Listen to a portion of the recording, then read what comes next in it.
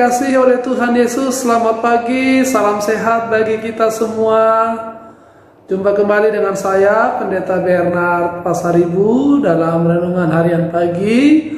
Untuk hari ini, Kamis 11 Maret 2021. Dan sebelum kita mendengarkan firman Tuhan, mari kita terlebih dahulu berdoa. Kasih karunia dan damai sejahtera yang dari Allah Bapa dan dari anaknya Tuhan Yesus menyertai saudara sekalian. Amin. Saudara-saudari yang dikasihi oleh Tuhan Yesus, firman Tuhan untuk hari ini tertulis dalam Matius 7 ayat 26, dikatakan demikian. Tetapi setiap orang yang mendengar perkataanku ini dan tidak melakukannya, ia sama dengan orang yang bodoh yang mendirikan rumahnya di atas pasir. Saudara-saudara yang dikasihi oleh Tuhan Yesus, salah satu upasa Batak yang sangat terkenal mengatakan, ijuk di para-para, hotang di parlabian. Artinya, nabisuk napuna hata naoto tupang gadisan. Nah, dengan upasa ini orang Batak sesungguhnya mau menunjukkan bahwa setiap orang Batak itu sangat concern kepada yang namanya habisuhon atau pencarian hikmat. Dan orang Batak rela melakukan, bahkan mengorbankan, bahkan menjual segala sesuatu demi mendapatkan yang namanya hikmat dan pengetahuan atau habisuhon itu. Ada lagu-lagu Batak yang didorong atau dimotivasi oleh prinsip, yaitu anak koki do hamoraun diau, di mana orang-orang Batak akan berusaha untuk menyekolahkan atau berusaha untuk mendapatkan pendidikan yang terbaik untuk anak-anaknya demi supaya anak-anaknya itu menjadi orang-orang yang berhikmat, orang-orang yang pintar, orang-orang yang bijak. Karena kalau kita sudah mendapatkan kebijaksanaan atau kepintaran itu, atau kalau orang Batak sudah mendapatkan kebijaksanaan atau kepintaran itu, maka tujuan orang Batak lainnya yang sangat juga terkenal tentu dia akan bisa dapatkan, yaitu Hamorau, Hagabeon, dan Hasanapon. Nah, ini menjadi cita-cita besar setiap keluarga-keluarga Batak, cita-cita besar setiap pribadi-pribadi Batak dimanapun orang Batak itu berada. Bagaimana mencari hikmat, bagaimana mencapai sebuah kepintaran sehingga orang Batak bisa menjadi orang-orang yang bijaksana. Nah, firman Tuhan hari ini juga mau mengajak kita menjadi orang yang bijaksana. Firman ini adalah rangkuman atau kesimpulan dari pengajaran Tuhan Yesus kepada banyak orang ketika dia berkhotbah di bukit. Dan untuk menutup khotbahnya, Tuhan mau menginginkan semua orang yang mendengar itu menjadi orang-orang yang bijaksana di dalam mendengarkan firman Tuhan. Menjadi orang yang bijaksana yang dia samakan seperti bijaksananya seseorang ketika dia membangun rumahnya. Orang yang membangun rumahnya di atas batu, merekalah yang disebut sebagai orang yang bijaksana. Karena kalau dia membangun rumahnya di atas pasir, maka ketika banjir, ketika badai, atau ketika air naik, rumahnya bisa hancur, bisa hanyut, atau bisa terbawa air. Tapi orang yang mendirikan rumahnya di atas batu atau di atas fondasi batu yang teguh, yang kuat, banjir datang, air naik, badai datang, tapi rumah itu akan tetap kokoh. Demikian jugalah orang yang mendengarkan firman Tuhan. Orang yang hanya mendengarkan firman Tuhan, tapi kemudian firman itu berlalu begitu saja.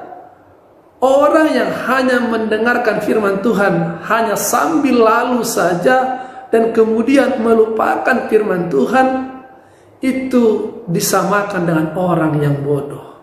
Tapi orang yang mendengarkan firman Tuhan, yang memeliharanya di dalam hatinya dan melakukannya di dalam kehidupannya sehari-hari, sehingga firman itu mengakar, firman itu bertumbuh, firman itu menghasilkan buah-buah yang baik di dalam kehidupannya. Merekalah yang disebut sebagai orang-orang yang bijak, orang-orang yang berhikmat, dan orang-orang yang berbahagia di dalam hidupnya. Itu sebabnya di dalam ibadah-ibadah kita, atau di dalam kesempatan-kesempatan di mana kita mendengarkan firman Tuhan, sering kita mendengarkan, berbahagialah orang yang mendengarkan firman Tuhan dan memeliharanya di dalam hidupnya. Yesus mengatakan ini bagi seluruh umat yang mendengarkan pengajarannya. Karena di dalam pengajaran dan di dalam firman Tuhan itu terkandung jalan-jalan kehidupan.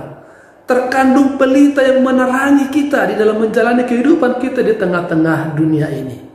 Setiap firman yang kita dengarkan itu akan menimbulkan iman dan kepercayaan kita kepada Tuhan.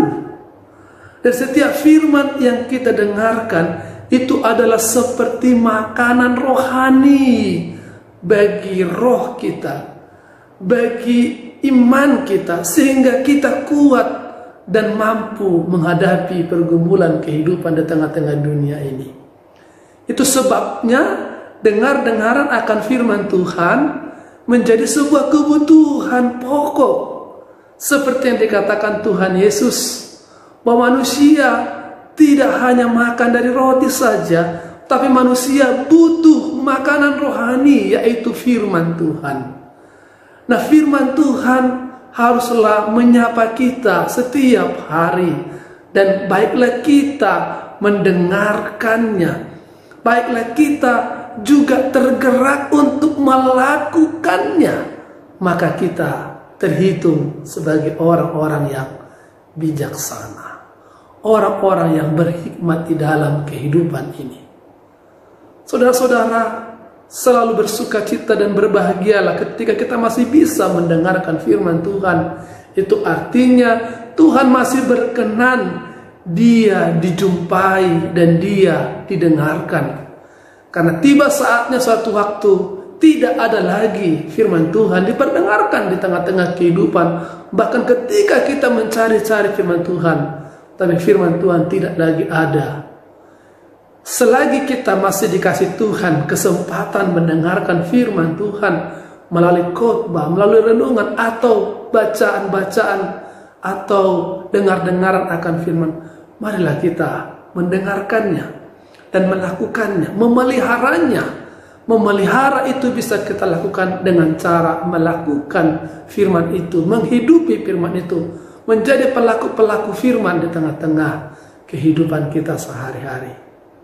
Kiranya segala aktivitas kita, kegiatan kita sepanjang hari ini didorong oleh firman Tuhan dan sesuai dengan firman Tuhan, sehingga kita menjadi orang-orang yang bijak di hadapan Tuhan, menjadi orang-orang yang bijak di tengah-tengah dunia ini. Tuhan Yesus memberkati kita semuanya. Amin. Kita berdoa. Bapa di dalam surga, kami mengucap syukur ya Tuhan buat firman-Mu yang menyapa kami, mengajari kami untuk menjadi orang-orang yang bijak, bukan menjadi orang-orang yang bodoh, orang-orang yang hanya mendengarkan firman Tuhan tapi tidak melakukannya, sehingga ketika badai, sehingga ketika banyak pergumulan, kami menjadi hancur dan kalah. Tapi bagi kami yang selalu setia di dalam mendengarkan firman-Mu dan melakukannya, badai dan gelombang pergumulan datang, kami tetap kokoh berdiri, karena kami berdiri di atas pondasi yang kuat, yaitu Kristus Yesus itu sendiri. Terpuji Kau Bapa. Berkati segala pekerjaan kami, berkatilah segala aktivitas kami sepanjang hari ini. Kiranya semuanya dapat berkenan dan menjadi kemuliaan bagi nama Tuhan saja. Dalam nama Tuhan Yesus kami berdoa dan mengucap syukur. Amin. Kasih karunia dari Tuhan kita Yesus Kristus, kasih setia daripada Allah Bapa serta persekutuan Roh Kudus, itulah yang menyertai, memberkati saudara sekalian sekarang sampai selamanya. Amin. Bapak Ibu, selamat beraktivitas, selamat berkegiatan sepanjang hari ini. Tuhan Yesus memberkati kita, jaga kesehatan dan kiranya berbuahkan kebaikan. Tuhan memberkati kita. Amin. Horas.